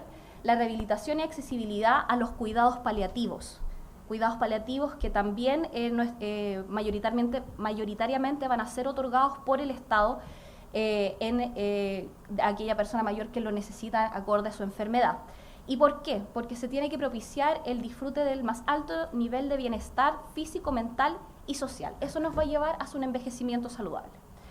También nos mandata asegurar la atención preferencial de los adultos, de las personas mayores, y el acceso universal, equitativo y oportuno en los servicios, pero aprovechando todo tipo de medicina, ya sea la tradicional, alternativa y complementaria, precisamente porque, como también se mencionó, tenemos las personas mayores sufren a veces de una multidiscriminación al ser miembros de distintos grupos que han sido generalmente relegados en el ejercicio efectivo de sus derechos, ¿ya? Y eso incluye, por ejemplo, si tenemos medicina que pertenece a los pueblos originarios, entenderlo también y comprenderlo en su atención de salud. Derecho irrenunciable también al consentimiento informado, que obviamente es libre en el ámbito de salud, y comprende el derecho de modificarlo y de revocarlo. Aquí, en el derecho a la salud, nos tenemos que alejar de una actitud paternalista en cuanto a la relación médico-paciente o funcionario de salud con el paciente, sino que es precisamente el paciente, en este caso la persona mayor, quien está al centro de la atención médica, ¿ya? Paternalista me refiero a que yo sé más que la persona a quien estoy tratando y por lo tanto impongo en cierta forma, fuerzo la decisión en materia de salud. No, aquí es la persona mayor con la información que debe ser entregada de manera clara, ¿cierto?, con un trato digno, para que pueda en su libertad decidir el curso a seguir de su tratamiento en salud. También se le garantiza a la persona mayor el acceso a la información que está contenida en sus expedientes personales, pensemos las fichas clínicas, y finalmente un sistema integral de cuidados que va en línea con las recomendaciones de la OMS, que provea la protección y promoción de la salud, cobertura de servicios sociales, etcétera, que obviamente asegure la alimentación, nutrición, agua, vivienda. Lo más importante, privilegiando, ¿cierto?, y promoviendo que la persona mayor pueda decidir permanecer en su hogar. Entonces le tenemos que dar las herramientas para que, si la persona mayor desea permanecer en su hogar, sea esa la vía a la que nosotros vamos a volcarnos y no necesariamente a retirarlo de su hogar y entregarlo a un establecimiento. Obviamente cada caso va a tener sus propios matices. ¿Cuál es la regulación en Chile? Me voy a enfocar específicamente en la Ley de Derechos y Deberes del Paciente, que tuvo una especial modificación para poder incorporar el derecho de atención de salud preferente para las personas mayores en su artículo 5 bis. Nos dice que las personas mayores de 60 años, pero también las personas con discapacidad, así como los cuidadores o cuidadoras, tienen derecho a ser atendidos preferentemente y oportunamente por cualquier prestador de acciones de salud con el fin de facilitar su acceso a dichas acciones, sin perjuicio obviamente de la priorización que se vaya a realizar atendida a la condición de salud. Entonces aquí distinguimos tres grandes aristas en las cuales se manifiesta este derecho de atención preferente. Primero, en las consultas de salud. O sea, esto implica que al concurrir una persona mayor a un establecimiento de salud, tienen que entregarle un número para la solicitud de día y hora de atención de manera preferente, en la asignación de día y hora para la atención, en la asignación prioritaria para una consulta en el caso de salud de emergencia. Y eventualmente, si el médico o el profesional de salud considera que debe ser evaluado por un especialista, la interconsulta también va a tener prioridad. ¿Cómo se manifiesta eso en la práctica? Porque del dicho al hecho, ¿cierto? Es básicamente el reglamento del derecho a atención preferente nos dice que deben asignarse ciertos rangos horarios que están destinados a las personas mayores y deben obviamente comunicarse de la manera más efectiva posible para que ellos puedan tomar la hora, y en el evento que nadie la tome, ¿cierto?, que sea una persona mayor, ahí se pueden liberar para la población en general. Pero eso me lleva a otro problema que también puede ser eventualmente judicializado, que es que ya la gran alta cantidad de personas que se encuentran en las listas de espera. Entonces, si bien estamos privilegiando la atención preferente, como nos mandata la Convención y también nuestra legislación, terminamos también teniendo que manejar el problema de la atención de las demás personas de menores a 60 años. La segunda gran etapa del derecho a atención preferente es también en la prescripción y dispensación de medicamentos, ¿cierto? O sea, no solamente la consulta, poder atenderse, sino que también al momento de ir a retirar sus medicamentos van a tener preferencia en la emisión y gestión de la receta respectiva, la entrega del número para la dispensación de los medicamentos y que efectivamente se los entreguen de manera preferente, y también van a tener preferencia en la toma de exámenes o procedimientos médicos más complejos, ¿ya? O sea, les van a entregar un número para la solicitud de día y hora para su realización, asignación de día y hora para su realización y la posterior asignación prioritaria de los exámenes que se realicen y que se necesiten para este tratamiento. ¿Y por qué es relevante que se haya legislado sobre esta materia? Precisamente porque, como sabemos, esto está bajo la supervigilancia de las entidades. Por lo tanto, una persona mayor que estima que no se le ha dado cumplimiento a este derecho, podría concurrir a la superintendencia, reclamar, ¿cierto?, eventualmente interponer un recurso de protección por la vulneración de sus derechos como paciente. La otra gran arista que tienen las personas mayores es precisamente el consentimiento informado, porque incluso nosotros como pacientes no somos especialistas en medicina. Entonces es ya complejo entender qué es lo que nos dice el médico, particularmente lo va a hacer más, así como cuando nosotros hablamos con personas mayores como abogados, hay que modificar el lenguaje y la forma en que transmitimos este conocimiento. ¿Y por qué? Porque dijimos, las personas mayores son precisamente el núcleo, el centro de la atención de salud. Por lo tanto, para poder tomar las determinaciones que más adelante vamos a poder mencionar en materia de salud, tienen que entender a qué se refieren. El consentimiento, en el artículo 14 se encuentra regulado y dice que toda persona tiene derecho a otorgar o denegar su voluntad, y obviamente es libre, voluntario, expreso e informado, y es respecto de toda acción de salud. El artículo 16, me voy a detener en el artículo 16, nos dice que la persona que fuera informada de su estado de salud terminal tiene derecho a otorgar o denegar su voluntad para someterse a cualquier tratamiento que tenga como efecto prolongar artificialmente su vida. No, nuestra ley no está regulando una práctica, ¿cierto?, eutanásica, sabemos que eso se encuentra en discusión, ¿cierto?, en el Congreso, sino que todas aquellas atenciones de salud que tengan el efecto artificial de prolongar la vida. Por lo tanto, si vamos a hablar de este tipo de decisiones en materia de salud respecto de las personas mayores, vamos a necesitar entonces un consentimiento informado efectivo, sin perjuicio obviamente de mantener las medidas de soporte ordinario. En ningún caso el rechazo de los tratamientos en esta condición, ¿cierto?, puede implicar como objetivo la aceleración artificial de la muerte. Ahora, para el correcto ejercicio de este derecho, los profesionales de la salud van a estar obligados a la información completa y comprensible. Básicamente, el artículo 16 nos lleva a reconocer que las personas, en general, en este seminario nos llama a las personas mayores, tienen derecho a vivir con dignidad hasta el momento de su muerte.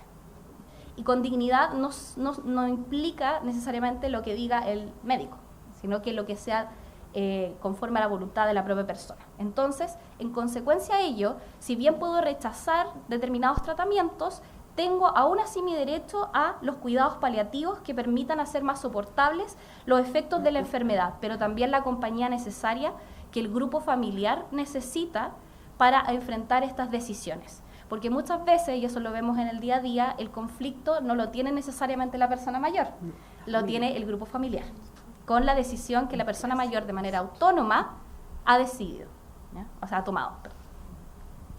Y por eso quería finalizar con un caso concreto, la sentencia ROL 21.793 del 2021, donde precisamente se había rechazado por una persona mayor el tratamiento, continuar con sus quimioterapias, pero tenía problemas con los tratamientos para continuar con la hospitalización domiciliaria que le habían ofrecido. Entonces, se recurre contra el hospital y ¿qué es lo que resuelve la Corte? El principal objetivo de la presente acción es que se le otorgue al paciente la atención domiciliaria que le permita, en la serenidad de su seno familiar, que su condición de salud curse el devenir que los facultativos y la propia paciente conocen cabalmente. O sea, asegurar dignidad en la muerte, garantizándole a las recurridas la asistencia sanitaria que permita que dicho tránsito resulte lo más indoloro física y espiritualmente para ella y su grupo familiar, para lo cual requiere ser atendida en su hogar, otorgándole las transfusiones de sangre necesarias para aliviar el padecimiento. Si bien es un hecho, nos dice que la actora tiene conocimiento del desenlace de su enfermedad, también ha sido enfática en solicitar que se le realicen las transfusiones de sangre que permiten controlar los padecimientos descritos. Las instituciones recurridas hierran al conducir su actuar como si el alta domiciliaria voluntaria de la actora los eximiera de atender sus necesidades de salud por el hecho de no encontrarse internada. Y ahí estamos compatibilizando, o sea, no por el solo hecho de ya no encontrarse hospitalizada vamos a negar el otro aspecto del derecho que son los cuidados paliativos. Finalmente nos dice, un actuar distinto que derive en el abandono del paciente por el hecho de pedir el alta voluntaria no se aviene al orden constitucional y vigente y lo considera como una conducta arbitraria, y también el derecho que el Estado reconozca plenamente su condición de persona humana a que debe ser tratada. Y obviamente reconoce también que los tratamientos paliativos y el cuidado de las personas con grave estado de salud es parte de la protección del derecho a la vida, en este caso de la persona mayor, y por lo tanto se ordena a los establecimientos hacer la coordinación correspondiente. ¿Qué tenemos pendiente en materia de salud? Como ya hemos sido enfáticos, la persona mayor no, por el hecho de alcanzar una determinada edad, pierde su autonomía, su capacidad. Capacidad distinto al sinónimo de competencia, no es lo mismo, sino la capacidad de poder tomar sus propias decisiones en materia de salud. Por lo tanto, tenemos pendiente fortalecer, como ya había mencionado, el sistema de cuidado, pero también innovar en la capacidad de dar directrices anticipadas, que la persona mayor pueda, cuando, ¿cierto?, incluso ahora, cuando no forma parte del grupo en particular, pueda decidir específicamente, dejarlo preestablecido cuáles son las medidas que desea o no tomar al momento de tener algún padecimiento de enfermedad. Y también la eventual posibilidad de designar representantes ad hoc, reconociendo que si bien no pierde la facultad de decidir en su materia de salud, pueda designar a alguien de confianza, no necesariamente un familiar, para que lo represente y abogue por sus derechos de acuerdo a la voluntad que él previamente ha expresado. Con eso, muchas gracias.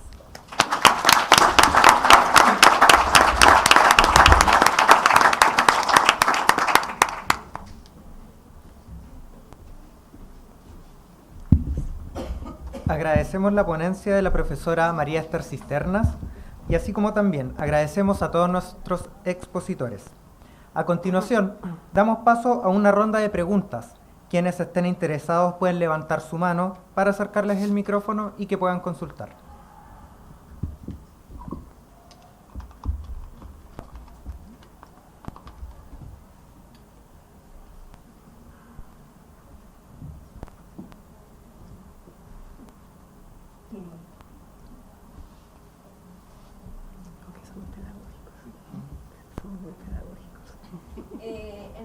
¿Se escucha igual sin micrófono? Sí, se escucha.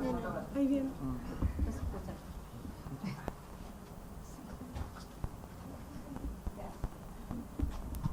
Bueno, muchas gracias por las exposiciones, fueron bastante claras, así que es una instancia súper fructífera el dilucidar algunos puntos sobre las personas mayores.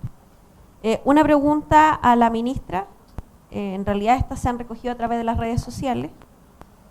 ¿Se ha considerado dentro del protocolo qué sucede frente al no cumplimiento de las normas o de lo que se estipule como reglas dentro del protocolo?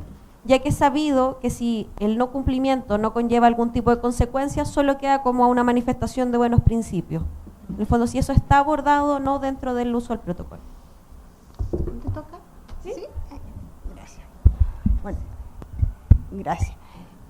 Entiendo de la exposición que hice y de los principios que plasma en este protocolo, que en realidad son sugerencias, digamos, es una herramienta para los distintos, en este caso para los integrantes del poder judicial.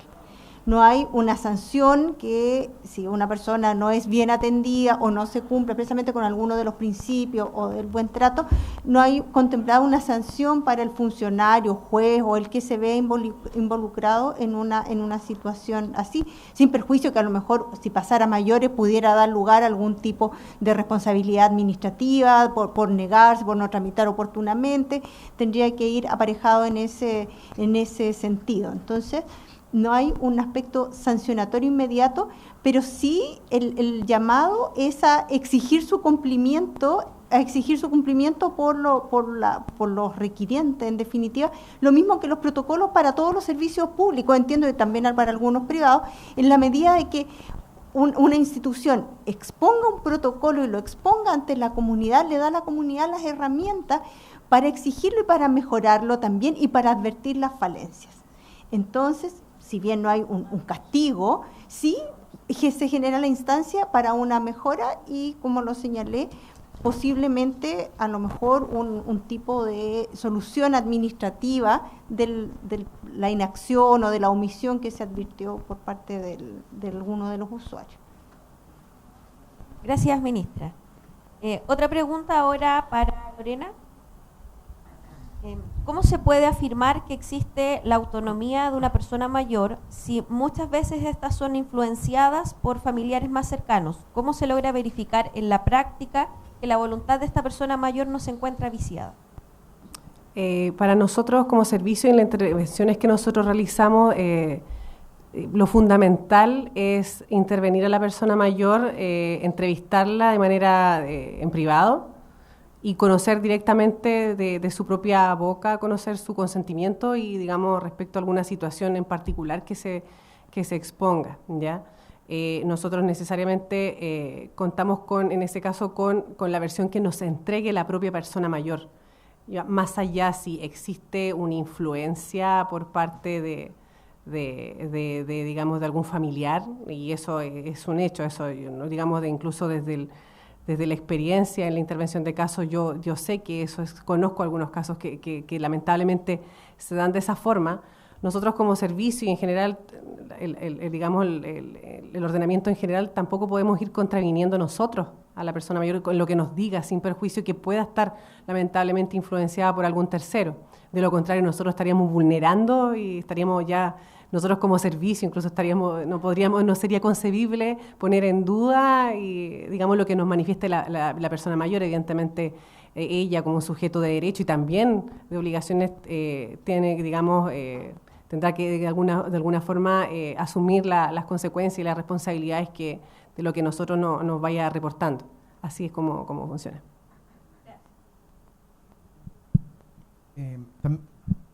También una pregunta que recibimos por redes sociales en el sentido, ahora sí para don Patricio, y aquí ya desde el punto de vista del abogado, ¿cómo uno puede optar o cómo saber si yo como abogado particular o de ejercicio libre voy a optar por una acción innominada? Que usted dijo que no tiene actualmente un reconocimiento transversal en todo Chile, sino que sería algo más de la Corte de Chillán. ¿Cómo opto yo por la acción innominada y no por una acción propia de la ley de violencia intrafamiliar? Lo que ocurre es que en el mismo hecho que genera el determinar cuál acción se ejerce o no es el abandono generalmente. Ahora, ¿cuál es la diferencia entre una u otra? Es que principalmente el procedimiento especial de violencia intrafamiliar es sancionatorio. Establece una sanción y eventualmente podríamos aplicar por el artículo 11 algunos perjuicios que tendría que ponderar prudencialmente el juez si es que efectivamente se reclaman en la denuncia. Ahora, en la realidad, efectivamente, las denuncias son desformalizadas en su mayoría, no cumplen con los requisitos que uno podría estimar como demanda, así como denuncia, pero no como demanda, y en ese sentido la acción innominada tiene la forma de una demanda y a diferencia, insisto, del procedimiento de violencia intrafamiliar, dice relación más bien con una declaración que puede ser susceptible de un cumplimiento forzado. Otra cosa es que en el procedimiento de violencia intrafamiliar usted puede llegar a aplicar de forma innovativa otro tipo de soluciones, pero ahí estamos innovando dentro de lo que permite el procedimiento.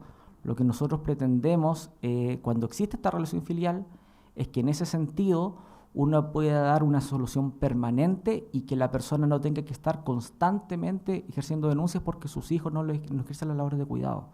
Es solamente eso. No sé si ahí cumplo con lo que la persona que consultó tenía la duda. Espero que haya satisfecho su consulta. Gracias. Y para la profesora Cisterna, la pregunta es, si bien es cierto, se establece lo que usted expuso, que había un trato preferente para la persona mayor, pero no corresponde que sea un trato preferente, pero en base a la urgencia médica. Sí, esa es una excelente precisión. De hecho, el protocolo, o sea, el reglamento del derecho a atención preferente, obviamente habla también de la categorización que se haga de acuerdo a la enfermedad que tiene, dentro del grupo, la persona mayor. Entonces, también estaríamos haciendo una selección que se hace en general con los pacientes atendido a la gravedad de la enfermedad que lo está quejando y que lo lleva a concurrir al establecimiento de salud. Entonces, eso también está contemplado.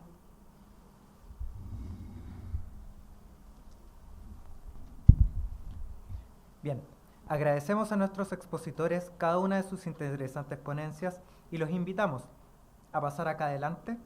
Y a continuación, también invitamos al señor decano, don Rodolfo Walter Díaz, y a la profesora Teresa Sangüesa Paredes, coordinadora de la unidad de extensión, quienes entregarán un presente a cada uno de los ponentes.